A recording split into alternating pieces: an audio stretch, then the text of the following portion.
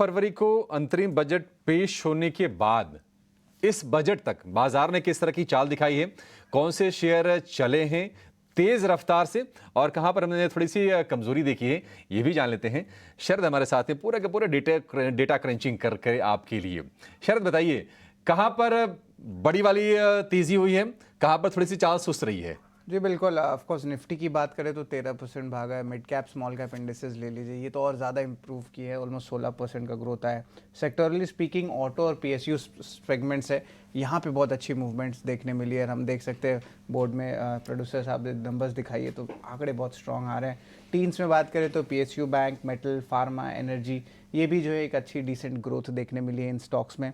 Top gainers की बात कर लेते हैं, जो निफ्टी वाले कौन से स्टॉक है उसमें एमएनएम आता है सामने, लगभग 60% ऊपर था, उसके ऊपर था। मिड कैप की बात करें तो of course Mazagon dock, RVNL, oil India, इन स्टॉक्स पे अगर आंकड़ों की बात करें तो 100% या उससे ज़्यादा के रिटर्न्स इन्वेस्टर्स को मिला है।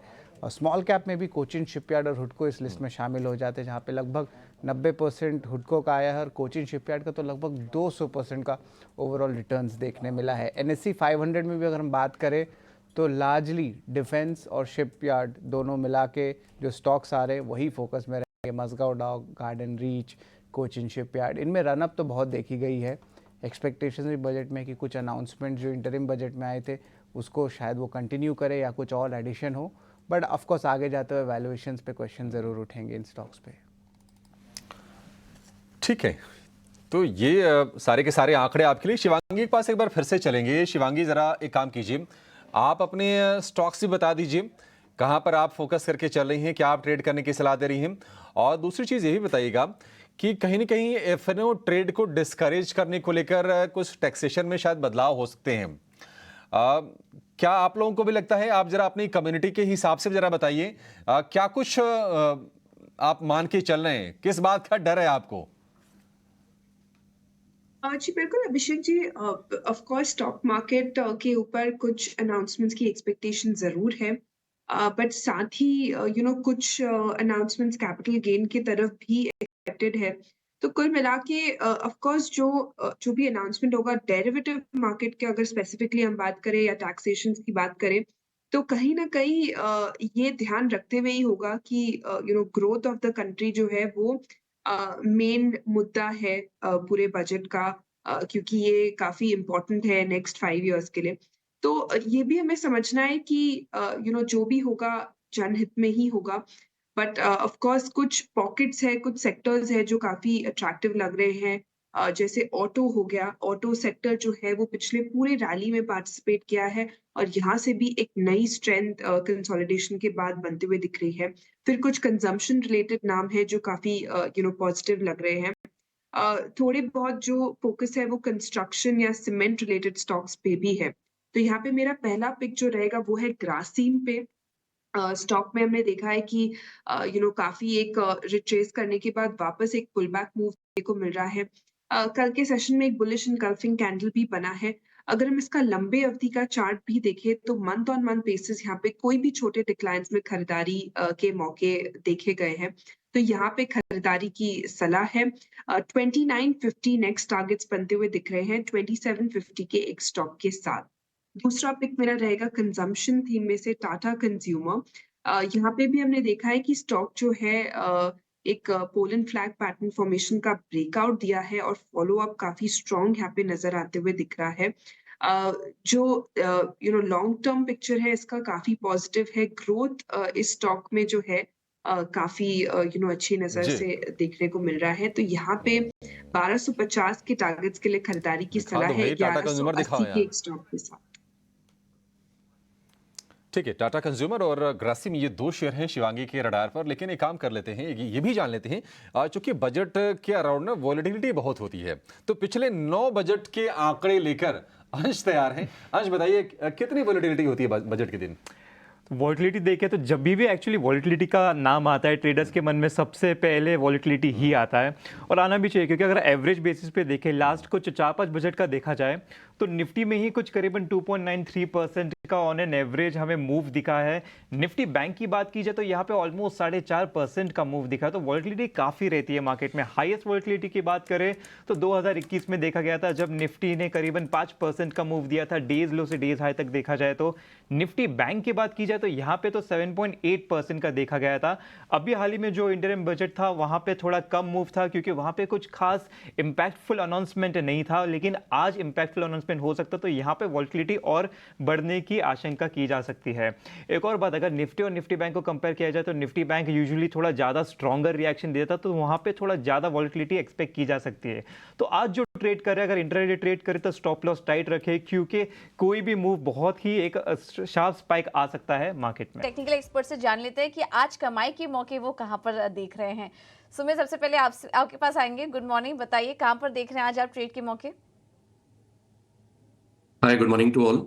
तो देखिए, बजट से जैसे भी एक्सपेक्टेशन सबसे है, हर एक अपना एक सेक्टर चूज करता है, लेकिन जो सबसे मेन चीज है वो है फाइनेंस। तो हमारा ध्यान रहेगा जो फाइनेंस रिलेटेड कंपनीज हैं, जो फंड प्रोवाइडिंग कंपनीज है, तो दो कंपनीज पे फोकस रहेगा, एक है नॉन बैंकिंग और एक है बैंकिंग। तो पहला जो स्टॉक रहेगा वो रहेगा इरेडा का। देखिए, रिसेंटली काफी अच्छा मूव मिला है, और रिसेंट आप देखेंगे तो पिछले 5 सेशन से थोड़ा सा प्रॉफिट बुकिंग है, लेकिन हमें लग रहा है कि ये स्टॉक को आप अपने पोर्टफोलियो में भी ऐड कर सकते हैं और अच्छा खासा यहाँ से आप प्रॉफिट अर्न कर सकते हैं। तो डिप्स को यूटिलाइज कीजिए। यहाँ पे हम स्टॉप लॉस मेंटेन करेंगे 230 का, और टारगेट जो रहेगा वो करीबन रहेगा 350, which is approximately 25% from the upside. तो यहाँ पे आप अपना होल्डिंग जो पीरियड है वो करीबन 3-6 महीने का रखिए। दूसरा जो स्टॉक रहेगा वो रहेगा एसबीआई। देखिए, सबसे मेन बैंक है पीएसयू का। अगर कोई भी बजट में अनाउंसमेंट आ रही है तो सबसे पहले जो बेनिफिट मिलेगा वो यही मिलेगा। तो एसबीआई पे फोकस कीजिए। 870 करंट मार्केट प्राइस है, 820 का स्टॉप लॉस मेंटेन करेंगे और 1030 का टारगेट रखेंगे। ठीक है। ये शेयर सुमित जी की तरफ से इरडा को खरीदने की सलाह है। 350 रुपये के लक्ष्य इरडा ने लगातार रिकॉर्ड बनाए हैं। एक दौर की प्रॉफिट टेकिंग आई, फिर से वहाँ पर हमने देखा कि रुझान बढ़ा, और उसके बाद अब ये शेयर 270 रुपये के आसपास जाकर ट्रेड कर रहा है। अपने सारे के सारे हमारे सहयोगी, हमारे जो संवाददाता हैं, उनको जोड़ लेते हैं। ग्राउंड से आपके लिए तैयार हैं वो। और इस बार जो बजट में जो फोकस होगा, कहीं ना कहीं डिफेंस फोकस में होगा, शिपिंग फोकस में होगा, हाउसिंग इंडस्ट्री भी फोकस में रहेगी, गाँव किसान ये तो फोकस में रहेगा ही, रेलवे पर भी फोकस में रहेगा। तो हमारे सारे के सारे हमारे सहयोगी तैयार हैं, एक बार उनको लेकर आइए, एक बार उनके दर्शन भी करा देते हैं और उनसे हम मुखातिब होंगे, उनके पास फिर हम जाएंगे। तो प्रकाश तैयार हैं, प्रकाश प्रियदर्शी हमारे साथ हैं, अनुराग शाह हमारे साथ हैं, सुमित चतुर्वेदी हमारे साथ हैं, समीर दीक्षित हमारे साथ जुड़ गए हैं, और ये सभी का आप देखिए स्वागत भी कर लेते हैं सबका। लेकिन सबसे पहले प्रकाश के पास जाएंगे। प्रकाश, ये बताइए, देखिए सबसे ज़्यादा उम्मीदें होती है ना हर बार की तरह बजट में, वो होती हैं टैक्स पेयर्स को, और काफ़ी लंबा अरसा बीत गया जब कुछ टैक्स पेयर्स के लिए कुछ खास हुआ नहीं है। क्या इस बजट में सरकार रिलीफ देगी? क्या एक्सक्लूसिव खबर आपके पास है, बताइए।